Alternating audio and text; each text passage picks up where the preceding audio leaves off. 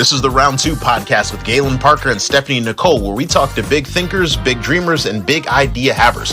Quitting and failing are not the same thing, and we're going to show you why.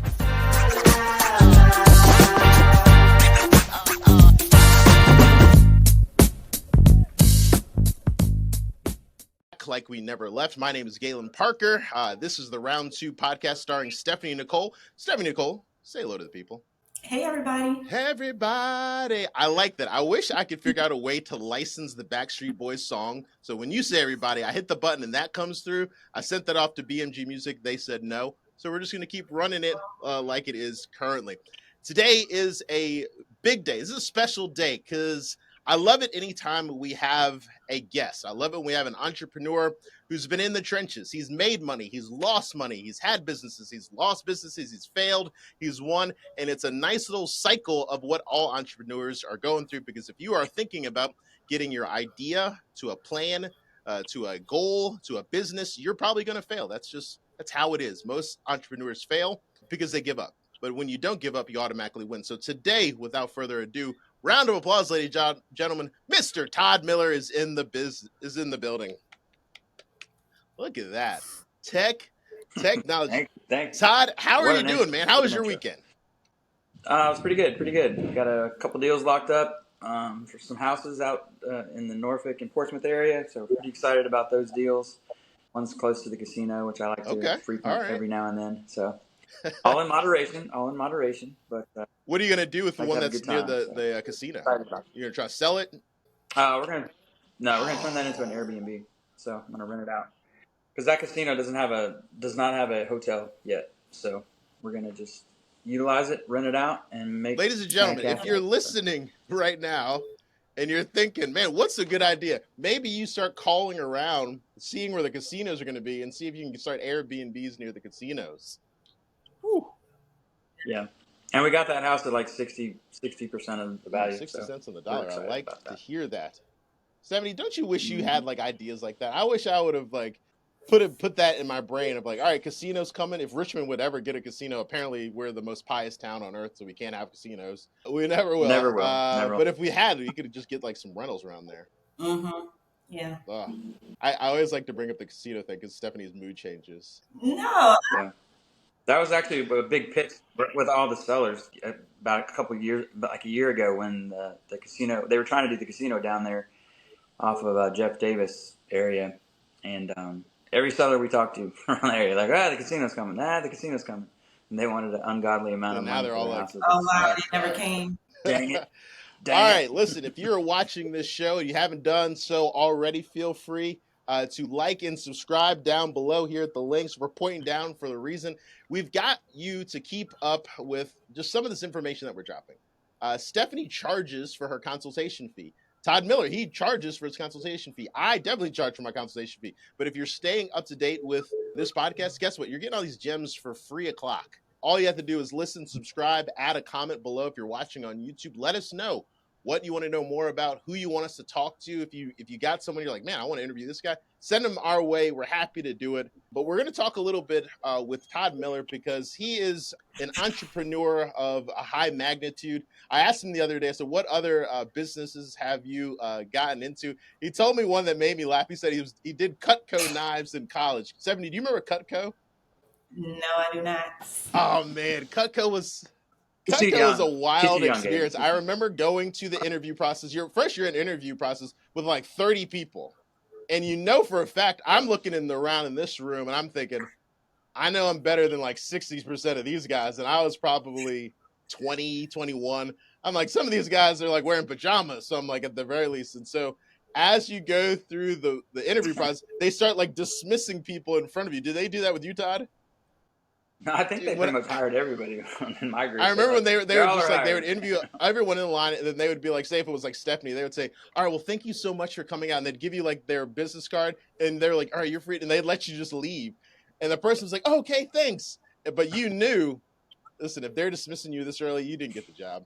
I got hired. There's like, about, I would say like 40% of us got hired. And then after I started like looking at this thing, I was like, is this really what I want to do? It turned out I did not want to do that. I ended up working at Ucrops, but Cutco knives, that's a good one. I'm sure. How long did you stay doing Cutco? It seems like not long. everyone who like, Couple weeks. it's a great identifier. Man, there should be a state. It's a great identifier of salespeople because they had the ability to identify a salesperson or a future salesperson. They just didn't have the model that made you want to stay because it was like, hey, now reach out to your aunts and your uncles and your church. And I was like, after a while, that gets kind of old. I was like, I'd rather reach out to people who I don't know. And they're like, oh, you could. They almost discouraged that. I'm like, no, I think I could talk strangers into like, this kind of stuff. But yeah, exactly. Amazing I'm these like, hey, knives are, right? I'm 20. I don't cook, but or nor do I cut meat. But check out these sweet knives for you. So I don't know. What other jobs have you done? I did a lot of MLM stuff. So just I think one was like a phone MLM. Did that for a little bit. I did a information technology And for MLM those as who don't know, well. what's an MLM? So multi-level marketing, basically. You come in under somebody and they get a percentage of your sales, and then you bring people in, you get a percentage of their sales. The Ponzi scheme. The funny thing is, like, I I don't mind MLMs because some of the good ones, they require something that's very important. They require for you to be able to sell stuff. Like the ones where people don't sell anything, those are the ones where I'm like, wait, like the license to sell. I'm like, no, I need you actually have to sell the thing. Like you have to be successful at your job, and then you. But that's very cool. Anything else out of Cutco and MLMs? Not off the top of my head that I can recall. I mean, I've been doing real estate for so long now. It's All just right, all right. Well, real let's estate. let's talk about it. So, I think I did not know you. So, how did Stephanie introduce me to you? How did you and Stephanie meet? Stephanie, do you remember? So I met Todd on social media, Facebook specifically, and I was just following him, watching him do his thing. At the time, I was, just getting my real estate license, brand new realtor, didn't know what I was doing. And I felt like a lot of the other realtors didn't get what my goals and vision was. So I ended up going to one of Todd's meetups, and it's been history from there. So Todd taught me how to wholesale, turned me into a super agent. So super grateful to meet him. Nice, very good. So, Todd, tell us about these meetups because I've seen them online. What are the meetups and what's the goal of the meetups? Yeah, so I do. It's a free meetup, so I don't That's rare. charge to do anything at my meetup. It's free to come, so you just sign up. It's on meetup.com. It's called Richmond Wholesaling Meetup if you want to check it out. That's just a way for me to give back to the community, give back to somebody trying to get started like Stephanie, You just come, and I'm pretty much an open book at the meetups. Every now and then I'll have a topic. Most of the time I just like to kind of make it free questions, bring your questions. What do you want to discuss? What do you want to know about? How can I help you get started? And we just cover those topics. I mean, we just had one this past Saturday. We probably had about 50 people there, and had a lot of great conversations and discussions, and helped a lot of people. So just a way for me to give back. So that's what it's about for me. So plus, the more you give, it's law of attraction. That stuff comes back to you. Maybe one of those people that are just trying to get started, they'll get a deal and bring it to me. Say, hey, what do I need to do with this? And then I can help them with that or buy the deal That's as what I well. Oh, was and thinking. backstory, I did get you that house that was like $40,000 or something in Petersburg. That was that short sale. So I have given back. Nice. Yep. Yeah. We did a That couple deals. So But I it was felt like I the brick rancher over in the this. south side. I like that because we see a lot of So meetups where I feel like a lot of times they're trying to like charge you to like get in the room, and depending on what it is, I'll pay the money to get in the room. But I find that I've had the most success with just like these meetups where it's just like, hey, let's all get in here and kind of bring our minds together, and then you exchange a business card. I remember I went yep. to a meetup. I forgot who had it, but the guy was just like, "Hey, if you ever need money, just let me know." So I was like, "Well, how much money are you talking about?" He was just like, "How much do you need?" And I was just like, man, that was a good guy to like Mm-hmm. know down the road because it's like, oh, I wouldn't have known. I always tell people like the hardest part is finding the deal. The easy part is generally finding the money because there's always people with money Yeah. trying to help you out. But that's We have lenders that come to it too, so that we have money very there cool. when people come I to. like that. I So like that. So one of the things that I sprinkle into a lot of these episodes, and depending on the guest, is the question of the week before we kind of dive into who is Todd Miller, the wholesaler with the heart. The question of the week, and I try to think of like how would this benefit someone with this much of experience that Todd has. So I like this. It says, "What advice have you been given that was absolutely terrible? And I'll let Todd, you're our guest. I'll let you go first. Well, that's a great question. Great question. A lot to think about with that too. So, but I think for me, probably, I'm all about sales, right? I love sales.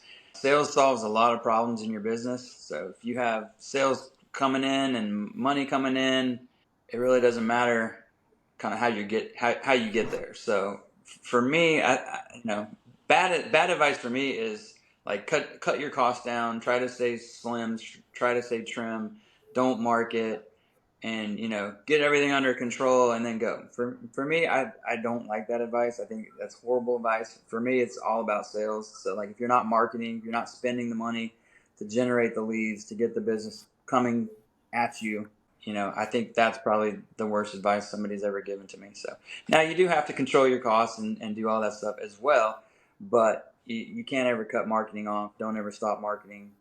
Just get smarter I with your hope you marketing guys were dollars. hearing that, because So. that's a good one. I've heard that one before, and Stephanie, we're going to ask you shortly. But I was just thinking, I remember when we had like a little bit of the downturn in the early 2000s, and I was doing Mhm. sales, and a lot of like business owners, they were like, "Well, the first thing they always cut back, their marketing." And I'm like, the Right. marketing is going to bring you the more sales to make up for the lower volume. But if you do that, but that's the first thing everyone does. So if you guys are listening, that's a gem for you. Obviously, you're going to cover your costs, but just keep in mind, like, you need to spend money to make more money. You need to have like that inbound flow coming in. Stephanie, what's some advice that someone just thought they were dropping a gem on you and it was actually terrible advice?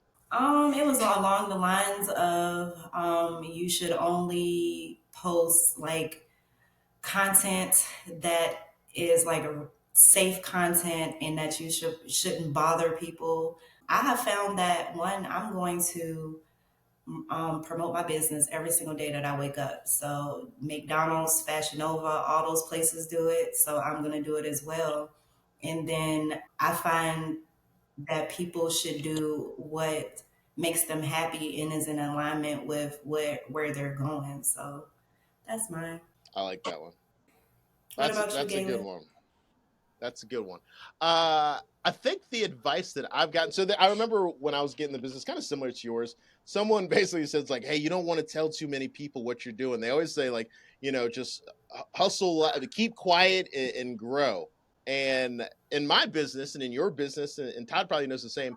A secret agent is a broke agent, right? When you are trying to Yep. like, I understand like keeping maybe some facets of your business quiet, but I have found that the more people I talk to, the more connections I make, the more business I do. So I'm kind of like, I'm loud when it comes to certain things. I'm posting all the things, and I'm I'm I'm not trying to like, highlight all the money that being made, but I want to make sure that people know that like, hey, I'm out here, I'm trying to make connections, I'm trying to help other people. But I definitely remember someone saying like, "Oh, well, you don't want to give away the secret sauce to too many people." And I was like, I can give you the recipe, but it doesn't mean you can cook. So it's like I have no Right. problem just giving out. I was like, yeah, you're not gonna. Most people are not gonna do it. Like Todd could probably post a class tomorrow and be like, "Here's how you wholesale. Here's the numbers you call. Here's where I got this information." A lot of people are just not gonna do it. We all They're we not all gonna do know it. that. Yep. So if you guys are watching this, put in the comments below, what is some advice that you've heard that was absolutely trash, absolutely disorder, that you're just like, man, I can't believe I listened to it. It was a nightmare. So I always want to get that out there, because it's good to hear some of this advice, because you guys are going to hear this advice as you guys start building your entrepreneurial businesses, whatever it is, and you're going to be like, wait a minute, that's what Todd Miller said. That's the advice that he gave that was trash. And maybe you investigate it and you realize, oh, that's not good for me. That also is not a good. Or maybe you hear it and you say, oh, that does work for you. So that's all right. So we've got some questions for Todd that we know that you guys want to know the beginning of. So beyond the business is one of my favorite segments of questions. So Todd, what moment outside of your entrepreneurial journey has most shaped your perspective and approach to life? Probably most recently, I've had my father and my brother both had some major health Sorry. issues, health concerns, and all that. And my parents are getting older now, and I got into being an entrepreneur so I could have the freedom to do what I want and make the money to be able to do what I want. And last year I was like, all right, I made it a goal to go back and visit my parents and spend a week with them like once a quarter. so I could just spend a little more time, because they're in Atlanta, Georgia. I'm here in Virginia. Most of my family's in the Atlanta area. So, but I failed at that. I didn't do it. I got busy. Running a business is not easy, and things pop up, and sometimes it can just kind of take over your life. And my dad had to have a triple bypass surgery about a month ago, and this year because of that, I was like, okay, I'm doing this. It's on my calendar now. Like, if I put it on my calendar, I'm pretty good at doing it.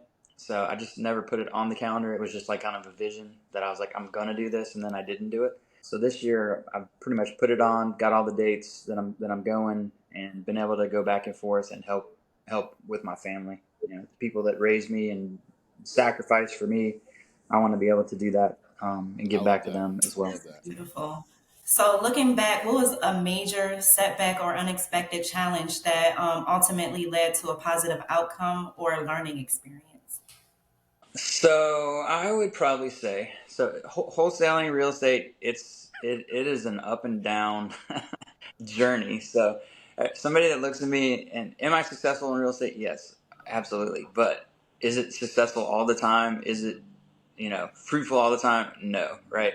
I mean, creating a team, scaling stuff out the way I do, we have, pretty crazy overheads and stuff like that. So you got to be bringing in that business, that sales that I talked about before. And I never really took the time to sit down and build out my SOPs and all that until I got my wife involved with the company. She is a SOP Nazi, detail oriented. I'm a sales guy, right? Like, I'm just sell something. I don't need to worry about that stuff, right? So she really, we got to the point where, it just wasn't happening. And then she came in and dialed in all of our SOPs and procedures and made it pretty standard so anybody could come in and fill those roles, and kind of got us back on track and moving in a positive trending direction. I like so it. I would say that. If we unpack, I feel like both of those, the first one, it was like write down your goals. Whether it's like putting those things in the calendar is probably pretty critical to you. So if you guys are listening to that, think about that, because Stephanie talked about that in maybe episode 4 when we talked about your planning and goals. It's like having the idea is great, but when you start putting pen to paper, writing those things down, that's when it kind of gets it locked in of like, all right, no, this is what I'm going to do.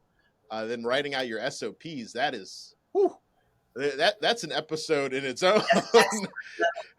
Expert level stuff there. Yeah, because it's like, all right, so like I want to do this, but how you do it. And there's nothing wrong with finding, I tell people all the time, find someone who's better at the thing than you are. Like if you're like Todd or like Stephanie or like myself, it's like we're salespeople. We've got some organizational habits, but there are people out there who are not salespeople.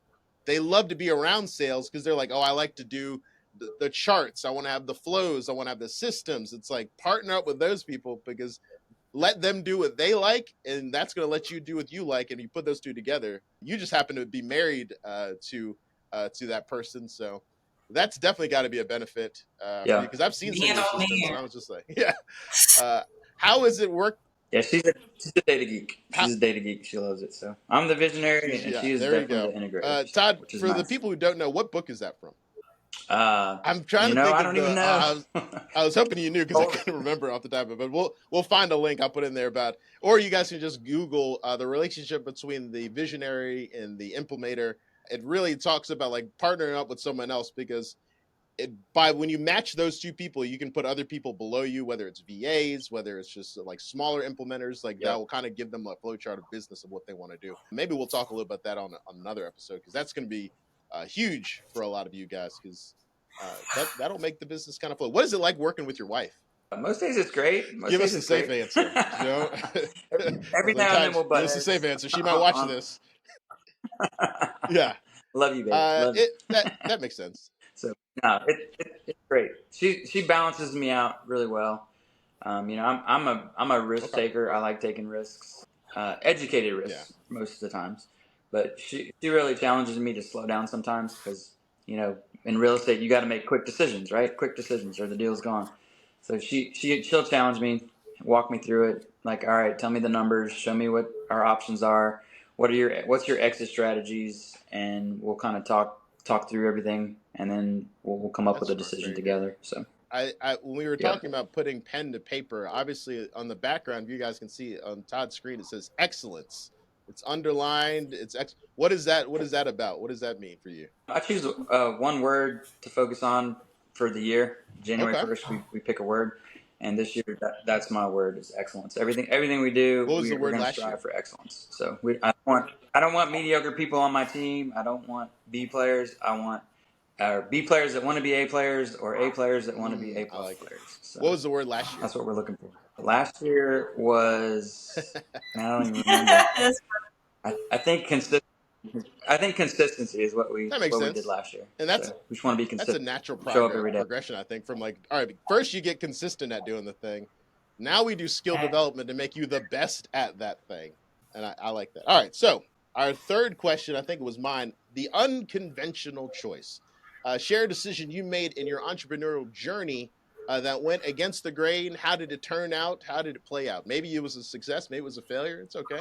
What's the unconventional choice? Probably how I started my company. So I basically was living paycheck to paycheck. I was in a lot of credit card debt. I had a 401k that was going like that, and I just decided that, hey, instead of watching that 401k dwindle to nothing when the market goes down, it's like I'm going to utilize that and I'm going to invest in myself and start my own company. And I literally started my company off of that money, which was like, I don't know, $14,000, something like that. And now I've grown it into a multi-million-dollar company based off of a I fourteen thousand love dollar that. I investment. love it. So That's a good one. And listen. Obviously, we're not financial management gurus, so we're not telling you to go cash out your 401k. But I will tell you that you should pay close attention to how your 401k is performing, because there's a lot of things that will easily perform better than that 401k. If you like real estate, if you buy something with that, you can sell that. Like you could double your four. Like I say that from personal experience. I cashed out my 401k when I got into real estate, and year two I doubled what was already in that account. So if you make wise decisions, yep. 401k is good down the road, but it's something to think about. Yeah, so what is a new trend or technology that excites you, and how does it impact your business? The new trend and new technology right now that's growing really strong in the real estate is AI, obviously. So I super knew you was excited gonna say about it. that. This is Yeah, we started implementing a little bit of it with some of the stuff that we do. Haven't fully dove into it yet, but kind of I like to wait, let it kind of work all the kinks out, and then get in at close to the front of it, but not at the super front. So I don't want to be the guinea pig. That's like the big thing a couple months ago was the voice calling AI. So and that's still got some lags in it. It's not quite perfected the way it needs to be to work 100% of the time. So, but I'm close to probably turning that on This is pretty the soon too. So. Stephanie. This is our second guest that pointed at AI for the Yep. trip. So if you guys are watching, maybe look at whatever. Maybe you are having an Etsy website. Maybe you make earrings.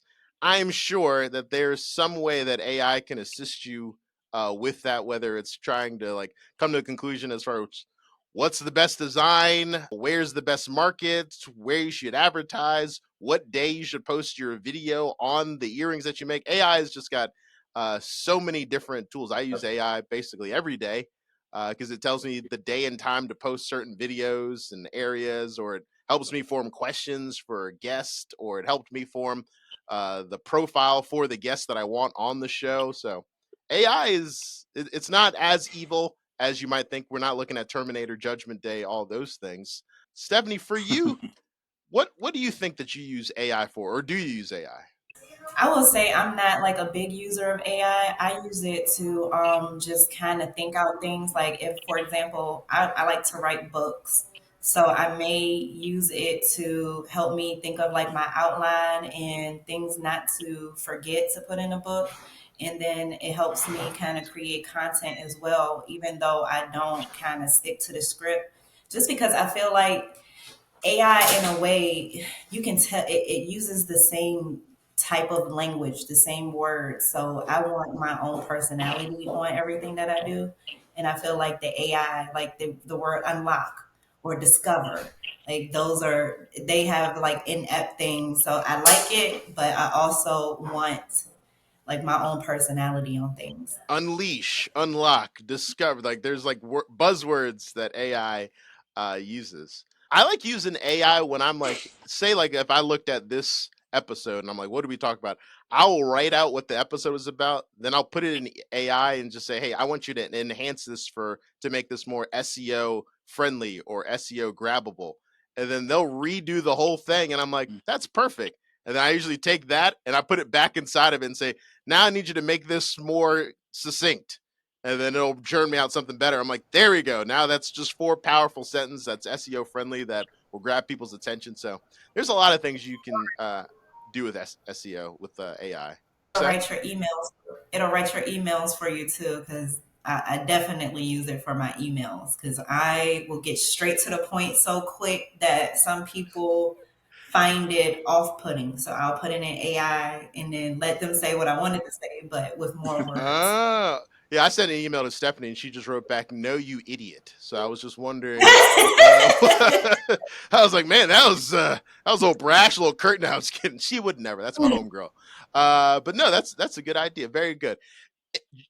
Let's go for our last little piece, gems of the business. Todd, what is one gem that if someone comes up to you and says, hey, Mr. Miller, I saw you on this episode, I saw you post on Facebook, I saw about your meetup, couldn't make it, but what is one thing that I should do right now if I want to be a starting budding entrepreneur that you learned that you're like, man, I wish I would have known this at the beginning, that you would pass on to someone else? I mean, really, just they just have to get started, right? Come up with an action plan and just do the work. So many of the younger generation now, they're used to getting instant gratification, and it's not instant gratification. You got to put in the time, you got to put in the effort. Thing I say a lot at my meetups is, this business the business itself and how to do it is easy. It's all about numbers, but actually going out and doing it is a different story, right? That's why 95 to 99% of the people quit after they do it, and that's also one of the reasons, quite honestly, why I'm not afraid to share things and how I do things and help people out, because I know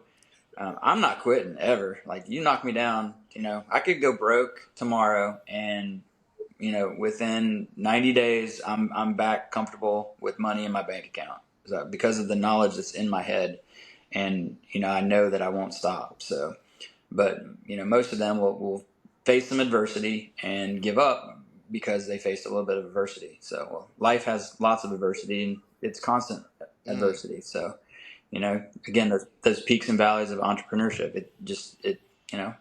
Enjoy the highs, and you're gonna have some lows, right? So, but just putting in the time, putting in the effort, putting in the work, and I develop different strategies for people. Like, if you have money and no time, we're going to market a different way. If you have time and no money, we're going to market a different way, right? To get them moving forward, bringing in leads, making offers, and to get their first deal. So, that's kind of, I guess, what I would say is just, you got to take action, you got to get started, and then just be, again, consistent like we did. Drive and Man, never that quit. is huge. Thank you so much. Stephanie, you have anything to add? What I will say is that Ty is one of the hardest working people I know. You cannot outwork him.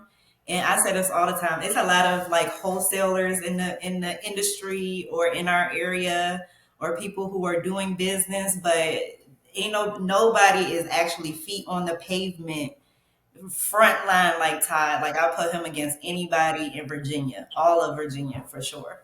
So Nah, I like that. Well, I love to compete. That's why too. So that's the other thing I tell them. I'm going to share all my secrets. I don't care. I'm not going to hold anything back. I said, but then at the end of the day, y'all are going to have to compete with me. So now, if we're up you got against to each other, work. the gloves come off, and I'm going to win. I'm going to win. Gotta wake up early to compete with Ty, man. I like it. I like it. Well, Well, I love what I do. So it's not like you're working, right? When you love Yeah. what you do, it's just living Well, life. ladies and gentlemen, this has been a great episode of the Round Two podcast. Our special guest, Todd Miller, wholesaler, Cutco King, entrepreneur. He kind of walked us through some of the processes that he likes to put in place. Todd, if they want to reach out to you on social media, what's the best place to reach you? They can just message me on Facebook. We gotta Todd get you Miller. Todd Miller. I don't have a hashtag. I don't have it. Again, I'm not real high. I do a little social media, but not like Okay. the way I should. But that's okay. So We'll get Todd there. We'll get Miller there one on day, maybe. Facebook. Stephanie, where can they reach you? Stephanie Nicole RVA on all platforms.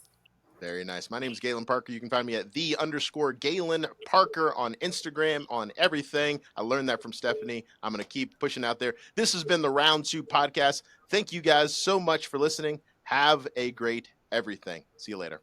See you.